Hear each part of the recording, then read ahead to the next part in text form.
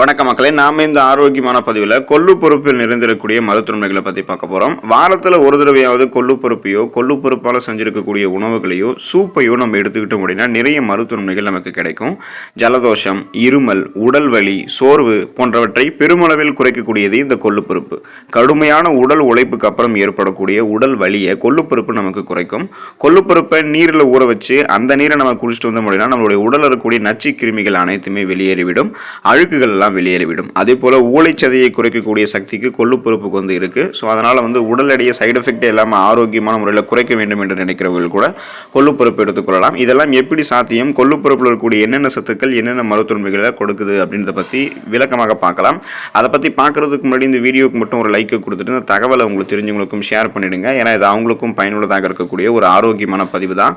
இது போன்ற அப்டேட்ஸ்கள் நீங்கள் தொடர்ந்து பார்க்கறதுக்கு நம்மளுடைய ஹெல்த் நியூஸ் தமிழ் சேனலை மறக்காம சப்ஸ்கிரைப் பண்ணி வச்சுக்கோங்க. பக்கத்தில் இருக்கக்கூடிய பெல் பட்டனையும் கிளிக் பண்ணி ஆல் அப்படின்ற ஆப்ஷனையும் செட் பண்ணி வச்சுக்கிட்டீங்க அப்படின்னா நான் போடக்கூடிய எல்லா அப்டேட்ஸும் உங்களுக்கு நோட்டிஃபிகேஷன் அடிக்கடி வந்து சேரும். சரி வாங்க மக்களே, இப்போ வீடியோக்குள்ளே போயிடலாம். நீரிழிவு கட்டுப்பாடோடு இருக்கிறதுக்கு, அதாவது பிளட்டில் இருக்கக்கூடிய சுகரோடைய அளவை கண்ட்ரோல் பண்ணி அந்த ப்ராப்ளத்திலிருந்து விடுபடுவதற்கு கொள்ளு பொறுப்பை எடுத்துக்கொள்ளலாம். நீரிழிவு நோயாளிகளுக்கு ஒரு சிறந்த இயற்கை உணவாக கொள்ளு தானியங்கள் பரிந்துரைக்கப்படுது. கொள்ளு தானியங்களில் ஹைப்பர் கிளைசீமிக் எதிர்ப்பு வேதிப்பொருட்கள் அதிகம் இருக்குது. அதனுடன் இன்சுலின் எதிர்ப்பு தன்மையை குறைக்கக்கூடிய வேதிப்பொருட்களும் இந்த கொள்ளு தானியங்களில் அதிகம் நிறைந்திருக்கு.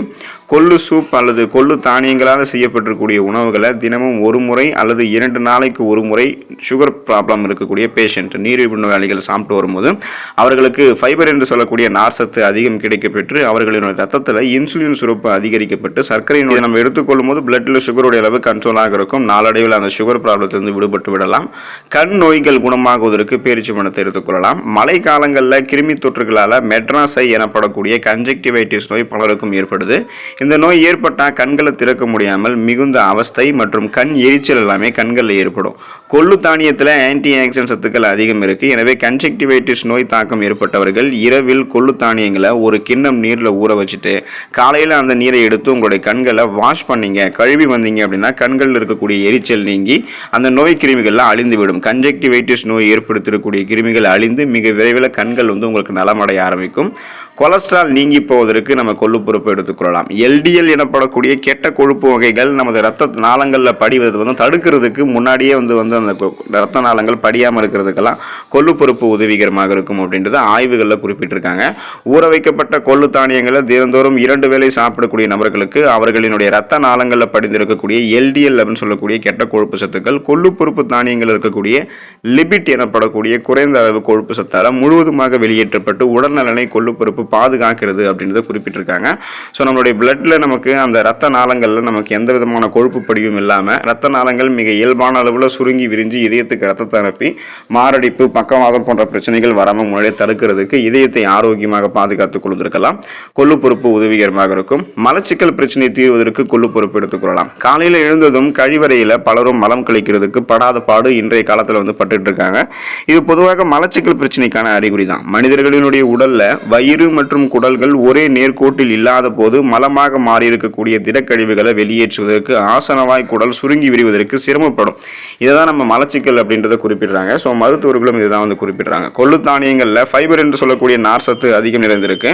கொள்ளு சூப் எடுத்துக்கிட்டோம் அப்படின்னா நீர் சத்து நமக்கு கிடைக்க ஆரம்பிக்கும். ஸோ நார் சத்து நீர் சத்து இரண்டும் ஒன்றாக சேர்ந்து நமக்கு கிடைக்கும் பொழுது மலச்சிக்கல் பிரச்சனை கியூர் ஆகிடும். தினமும் காலையில் சிறிதளவு முளை கட்டிய கொள்ளு தானியங்களை சாப்பிட்டு வருபவர்களுக்கு எப்படிப்பட்ட மலச்சிக்கல் பிரச்சனையுமே விரைவில் தீர ஆரம்பிக்கும். அப்போ நமக்கு இருக்கக்கூடிய சீரற்ற குடல் இயக்கம், கடுமையான மலச்சிக்கல், செரிமானம் சார்ந்த பிரச்சனை எதுவாக இருந்தாலும் அதை சரி பண்ணி கொள்ளு பருப்பை சாப்பிடும்போது சிறுநீரக கற்கள் நீங்கி போவதற்கு கொள்ளு பருப்பை எடுத்துக்கலாம். கால்சியம் ஆக்சலேட் எனப்படக்கூடிய தாது பொருள் நமது சிறுநீரகத்தில் அதிக அளவு சேர்ந்து விடும்போது சிறுநீரகத்தில் அது கல்லாக மாறி நமக்கு கிட்னி ஸ்டோன்ஸ் ஏற்படுத்தி கடும் துன்பத்தை தரும். கொள்ளு தானியங்களை அடிக்கடி சாப்பிட்டு வருபவர்களுக்கு இயற்கையாகவே சிறுநீரக கற்கள் ஏற்படுவதற்கான வாய்ப்புகள் இல்லாமலே போகுது அப்படின்றத மருத்துவர்கள் குறிப்பிடுறாங்க. கொள்ளு தானியங்களில் இரும்பு சத்து மற்றும் பாலிஃபினால் வேதிப்பொருட்கள் அதிகம் இருக்கு. இது இரண்டுமே சிறுநீரக கற்களை கரைக்கிறதுக்கு பெருமளவு உதவி புரியுது. எனவே தினமும் இரவில் சிறிதளவு கொள்ளு தானியங்களை ஒரு கிண்ண நீரில் ஊற வச்சுட்டு மறுநாள் அந்த கொள்ளு பருப்பை வெறும் வயிற்றில் பச்சையாக சாப்பிடணும். சிறுநீரக கற்கள் ஏற்பட்டு அவதிப்படுபவர்கள் இந்த மாதிரி முறைகளில் கொள்ளு பருப்பை சாப்பிட்டு வரும்போது சிறுநீரக கற்கள் வெகு விரைவிலேயே கரைவதற்கு கொள்ளு பருப்பு உதவிகரமாக இருக்கும். சிறுநீரக கற்கள் முன்னாடி நமக்கு தோன்றவும் தோன்றாது. மாதவிடாய் பிரச்சனைகள் தீர்வதற்கு கொள்ளு பருப்பு எடுத்துக்கொள்ளலாம். இப்போ மாதவிடாய் காலத்தில் ஏற்படக்கூடிய வலி அப்படின்றது பெண்கள் மட்டுமே உணர்ந்த ஒரு வழியாக இருக்கும். ஒரு சில பெண்களுக்கு இந்த மாதவிடாய் முறையேற்று வருவதோடு அதீத ரத்தப்போக்கும் மிகுதியான வலியும் வலியும் ஏற்பட்டு அவர்களை அது வந்து வெகுவாக களைப்படைய செய்யும். ஸோ இப்படிப்பட்ட பிரச்சனைகள் அவதியுறக்கூடிய பெண்கள் வந்து கொள்ளு பொறுப்பையோ கொள்ளு பொறுப்பால் செஞ்சிருக்கக்கூடிய உணவுகளையோ அடிக்கடி சாப்பிட வேண்டும் அப்படின்றது நமது பாரம்பரிய மருத்துவ நூல்களில் குறிப்பிட்டிருக்காங்க. கொள்ளு தானியங்களில் அதிக அளவில் இரும்பு சத்து இருக்கு. இது பெண்களினுடைய மாதவிடாய் காலத்தில் அதீத ரத்தப்போக்கு ஏற்படுவதால் உடல் இழந்த சத்துக்களை ஈடு செய்கிறது. மாதவிடாய் ஏற்படும் பொழுது உண்டாகக்கூடிய அதிக எரிச்சல் மற்றும் வலியையும் நம்ம எடுத்துக்கொள்ளக்கூடிய கொள்ளு பொறுப்பு குறைக்கிறது. ஜலதோஷம் மற்றும் ஜுரம் நீங்கி போவதற்கு கொள்ளு தானியத்தை எடுத்துக்கொள்ளலாம். ஜலதோஷம் மற்றும் ஜுரம் சின்னவங்களிலிருந்து பெரியவர்கள் வரைக்கும் அனைவருக்குமே அட்டாக் பண்ணக்கூடிய ஒரு நோய் தான். மனிதர்களினுடைய உடலினுடைய நோய் எதிர்ப்பு திறன், அந்த இம்யூன் பவர் வந்து நமக்கு ரொம்ப லோவாக இருக்கும் பொழுது இந்த மாதிரி நோய் தாக்கமெல்லாம் உண்டாகும். இந்தியாவினுடைய பாரம்பரிய மருத்துவமான ஆயுர்வேதத்தில் ஜுரம் மற்றும் ஜலதோஷத்தால் பாதிக்கப்பட்டவர்களுக்கு கொள்ளு ரசம் அல்லது கொள்ளு பொறுப்பு கொண்டு செய்யப்பட்டிருக்கக்கூடிய சூடான உணவுகளை அதிகம் சாப்பிடும்போது ஜலதோஷம் மற்றும் ஜுரம் போன்றவை வெகு சீக்கிரத்தில் குணப்படுத்தப்படுவதோடு இந்த நோய்களால் நம்மளுடைய உடல் இழந்த பலத்தையும் திரும்ப மீட்டுக்கலாம் அப்படின்றது குறிப்பிட்டிருக்காங்க. எனவே ஜலதோஷம் ஜுரம் நீங்கி போவதற்கு கொள்ளு பொறுப்பு எடுத்துக்கொள்ளலாம். அந்த ஜலதோஷம் ஜுரத்தால் நம்மளுடைய உடல் இழந்த பலத்தையும் திரும்ப மீட்டுக்கிறதுக்கும் கொள்ளு பொறுப்பு உறுதுணையாக இருக்கும். அஜீரணம் செரிமானம் சார்ந்த பிரச்சனைகள் தீர்வதற்கு கொள்ளு பொறுப்பு எடுத்துக்கொள்ளலாம். ருசி மிகுந்த உணவுகளை நன்றாக சாப்பிட்டதுக்கப்புறம் ஒரு சிலருக்கு நெஞ்சு பகுதியில் எரிச்சல் இருக்கும், அசிடிட்டி ப்ராப்ளம் இருக்கும், புளித்த ஏப்பம் போன்ற பிரச்சனைலாம் ஏற்படும். இது எல்லாமே அஜீரணத்திற்கான அறிகுறி தான். மேலும் வயிற்றில் சாப்பிட்டக்கூடிய உணவுகளை வந்து செரிக்க உதவக்கூடிய அமிலங்கள் சரிவர உற்பத்தியாகாமல் இருக்கும்போது சாப்பிட்ட உணவு மீண்டும் தொண்டைக்கு வருவது, வாந்தி வருவது போன்ற உணர்வெல்லாம் இருக்கும். இது ஆங்கிலத்தில் வந்து ஆசிட் ரிஃப்ளெக்ஸ் அப்படின்னு சொல்லுவாங்க.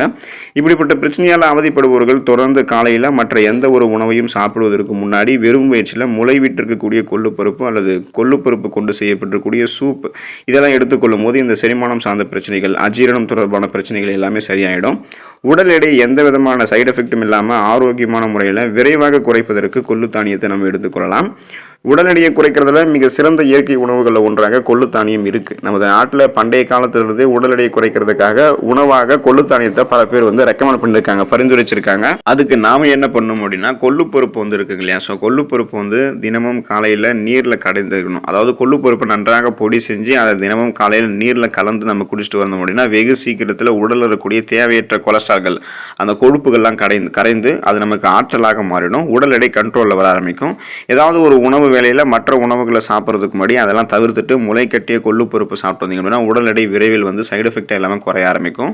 பல வகையான சிறுதானியங்கள் நமது நாட்டில் அதிகம் விளைவிக்கப்பட்டு மக்களால் உண்ணப்படுது. அதில் மிக பிரபலமாக பாப்புலாரிட்டியாக இருக்கக்கூடிய ஒரு சிறுதானியம் தான் இந்த கொள்ளு பருப்பு.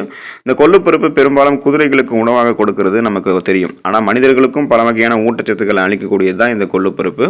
ஸோ குறிப்பாக வந்து பார்த்தோம்னா தென்னிந்தியாவில் இருக்கக்கூடிய மக்களால் அதிகம் உண்ணப்படக்கூடிய ஒரு உணவாக, மருத்துவ குணம் இருக்கக்கூடிய ஒரு உணவாக கொள்ளு பருப்பு இருக்கு. பண்டைய காலத்திலேயே மருத்துவ சிகிச்சை முறையான ஆயுர்வேதத்தில் கூட கொள்ளு பொறுப்பால் நிறைய நோய்கள் குணப்படுத்தப்படுகிறது, மீண்டும் வராமல் தடுக்கப்படுகிறது அப்படின்றதுக்கான மருத்துவ குறிப்புகள் இருக்கு. எனவே தொடர்ந்து வாரத்தில் ஒரு தடவையாவது கொள்ளு பொறுப்பை சாப்பிட பாருங்க. அதில் இருக்கக்கூடிய மருத்துவமைகளை பெற்று நலமோடு வாழக்கூடிய வாய்ப்பை பெற்று ஆரோக்கியமாக இருங்க. அடுத்த ஆரோக்கியமான பதிவில் மறக்காம சந்திப்போம். நன்றி மக்களே.